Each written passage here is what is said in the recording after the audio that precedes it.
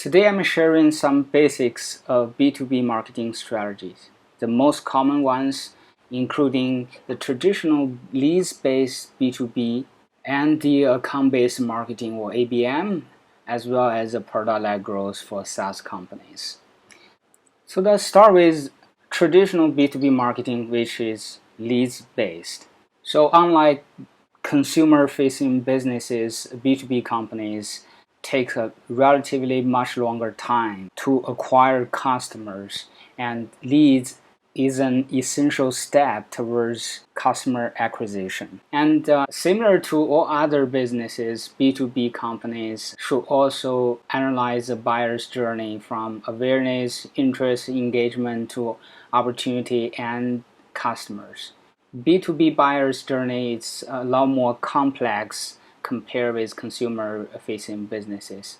So on average, there are 6.8 buyers involved in a B2B purchase decision. So if you think about a consumer-facing business like an e-commerce business selling herbal tea, for example, from knowing the brand, from knowing the product and the website to making a purchase of this herbal tea could happen in the same day, which is rarely the case for B2B businesses. It involves a more complex buyer's journey with multiple touch points, which B2B marketers must take into account. For those who are new to B2B marketing, leads are contacts who you acquired as potential customers.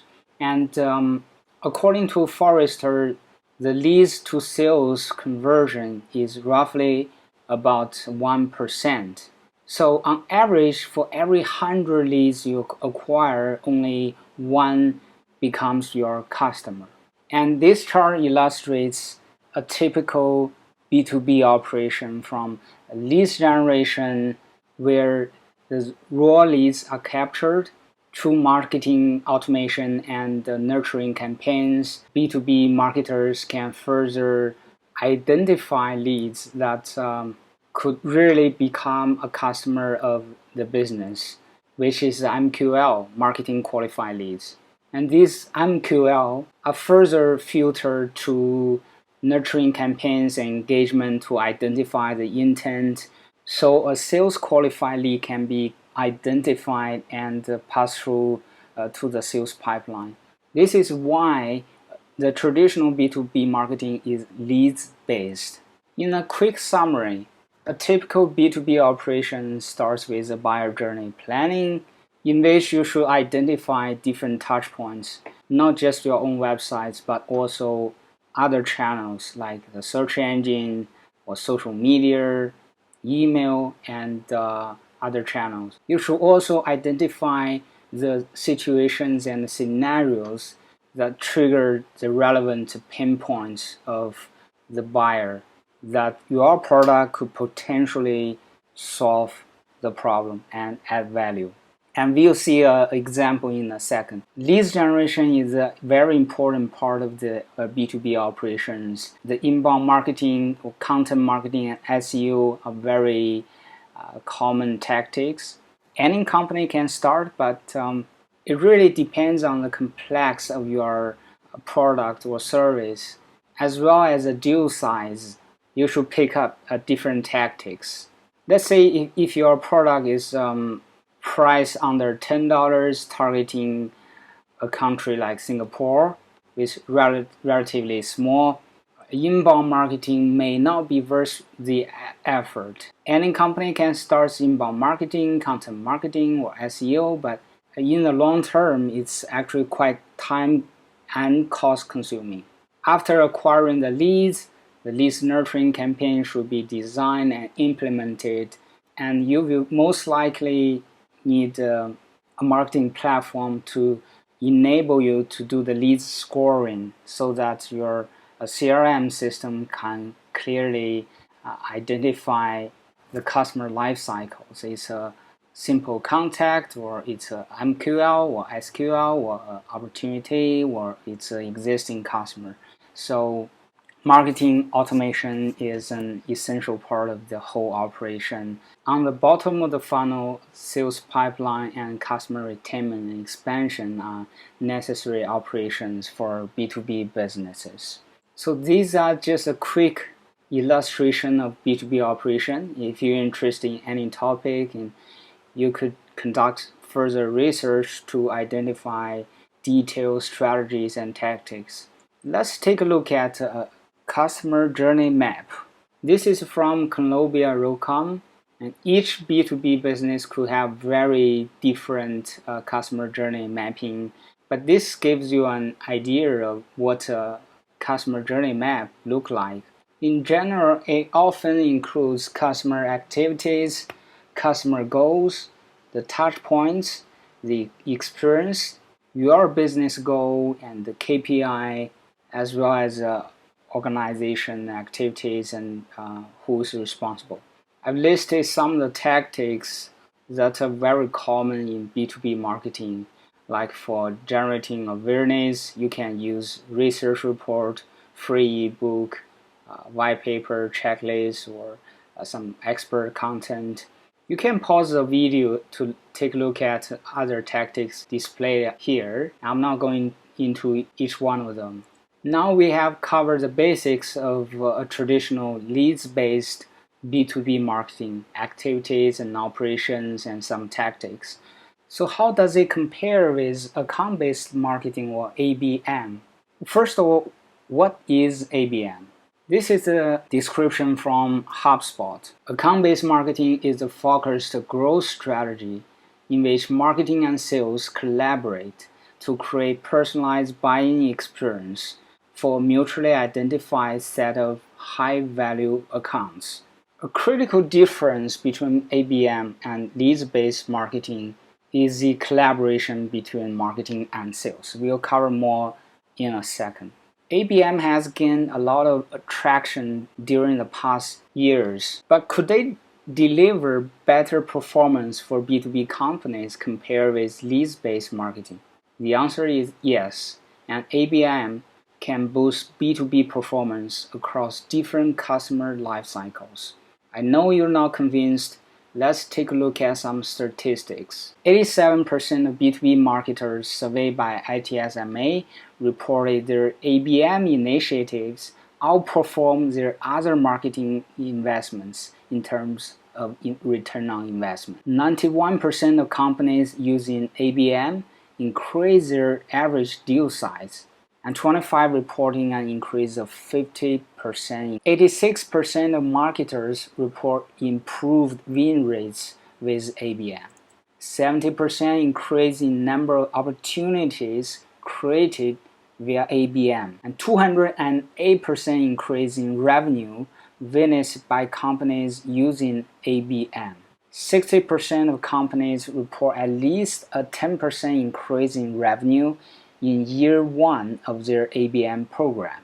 171% lift in the average annual contract value. 85% of marketers said ABM significantly benefited them in retaining and expanding their existing client relationship.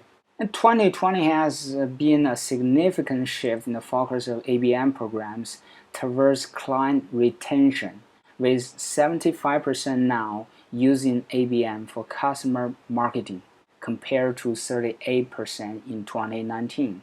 There's a state of ABM report from Terminus, and you can follow the URL on the bottom of the screen to read the details. If you're interested to adopt or experiment with the Abm Framework, this is what I recommend as a simplified approach in 3 steps: plan, build, scale, and optimize. So in your planning phase, you should identify your ICP, or ideal customer profile, and you should decide what types of ABM you want to adopt. And for your target accounts, we'll talk about the types of ABM in a second. You can just take it as tiers of your target accounts, for which you should also plan about the resources to manage and acquire new accounts. Very importantly, you should plan about the alignment with your senior management, getting buy-ins from your VP or your C-level executives, and the alignment with your sales team. And the first step of building your ABM program is to collect your target accounts, as you already have your ideal customer profile or SCP, and based on which you should create a list of your target accounts. And the second step is a mapping. Now you have a list of accounts you want to target. What you need to do next is to identify their purchase process and who make decisions, who influence the decisions, and who might block a potential contract. You need to do a lot of research. Depending the types of ABM, which we're going to cover in a second, you could do very in-depth research for developing your value proposition and personalization. Analyzing the buyer's journey will help you identify the relevant account channels to reach your accounts, where you can design and launch your engagement and nurturing campaigns. If your business or your company never runs a ABM program before, I recommend you start with a pilot campaign with a focus. You could target a specific segment that's big enough to generate impact and influence in your senior management if it generates successful results. And it should also be small enough not to have a negative impact on the general organization performance. So once you can see success with your pilot ABM program, you can scale it and optimize the whole process. Now let's take a look at the types of ABMs. There are three types of ABM: strategic one-to-one, one-to-few, and programmatic one-to-many. From the bottom up, you will see increasing investment cost and ROI per account. And the level of personalization and research is the highest for strategic one-to-one and the lowest for programmatic one-to-many, which you depend largely on technologies to reach and engage your target accounts.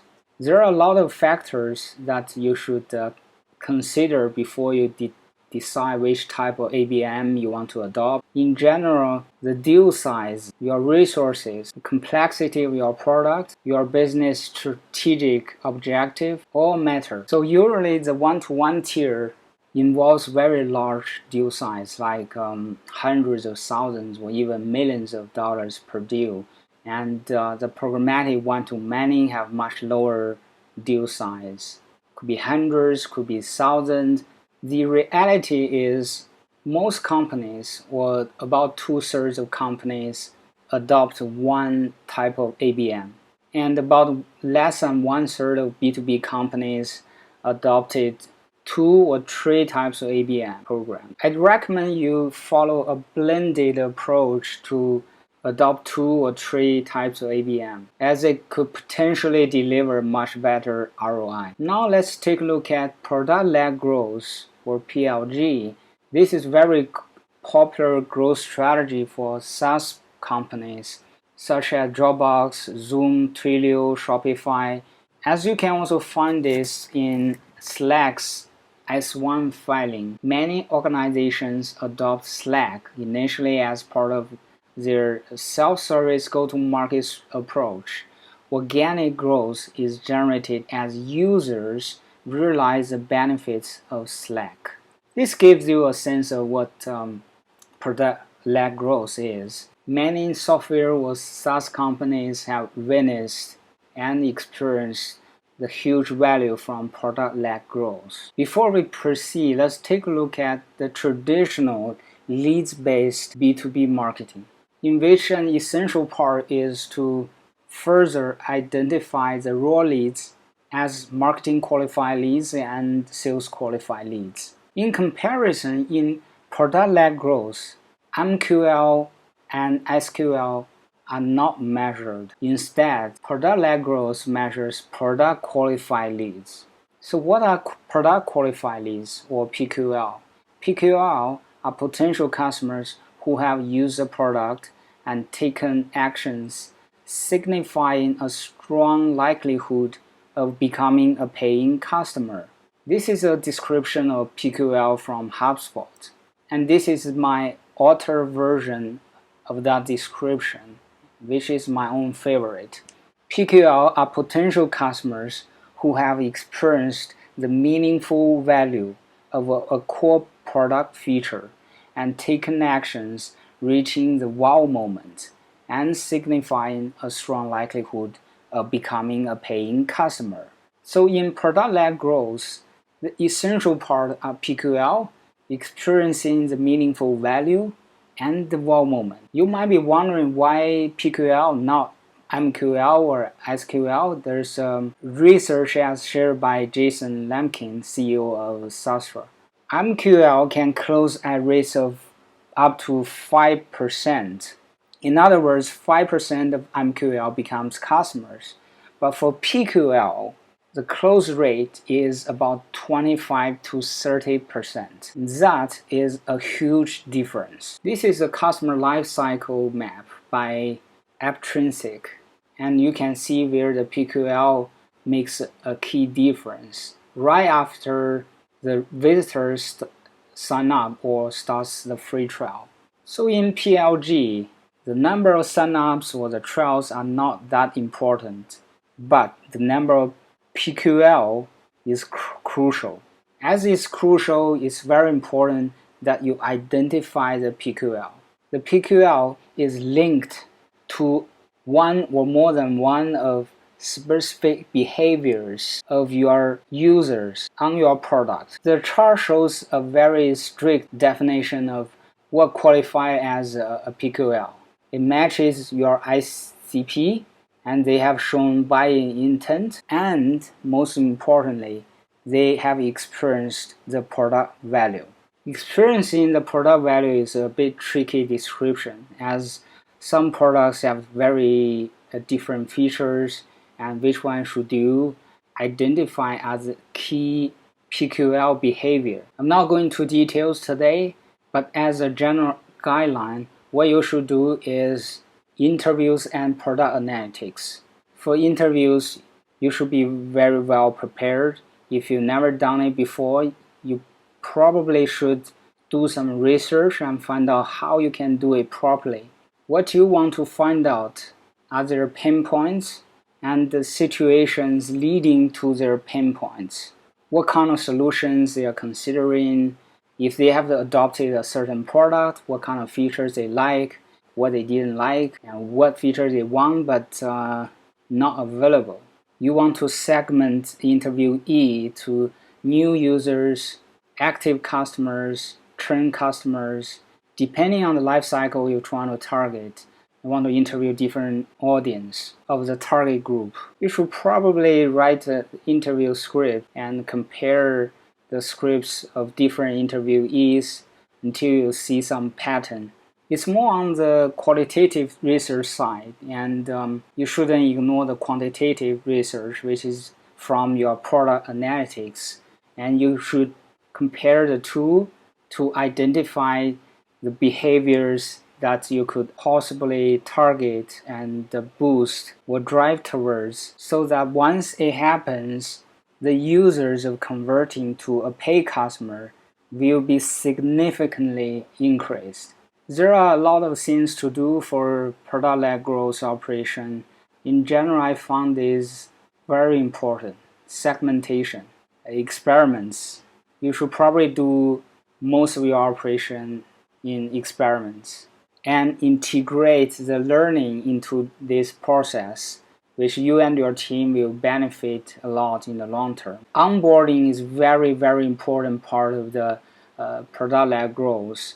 You could utilize email marketing and automations, design and experiment with different sequences to drive the users right to the point where they experience the meaningful value of your product. More often than not, you need more than one track of onboarding. You may want to design 2 to 3 tracks for different phases of their journey. A/B testing is everywhere. Whatever you do, you want to test and learn and improve. Last but not least, measure and optimize. Some examples of PLG measurement you should do: time to value, the time from activation to adoption of your key product features, the PQLs, the sign up to PQL rate or free trial to PQL rate, the PQL to customer rate, the expansion monthly recurring revenue.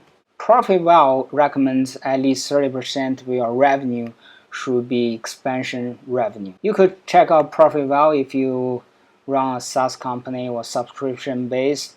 They also provide some free tools you can use to generate a dashboard of your growth. Annual revenue per user, customer lifetime value divided by customer acquisition cost, and the customer satisfaction scores. You may already realize the focus of product-led growth is on the end user, delivering value before getting value. And the product data is an essential part of what you need to collect in order to speed up your growth. There are a lot of things to do, and you need a strong growth team, always experimenting and learning all the time.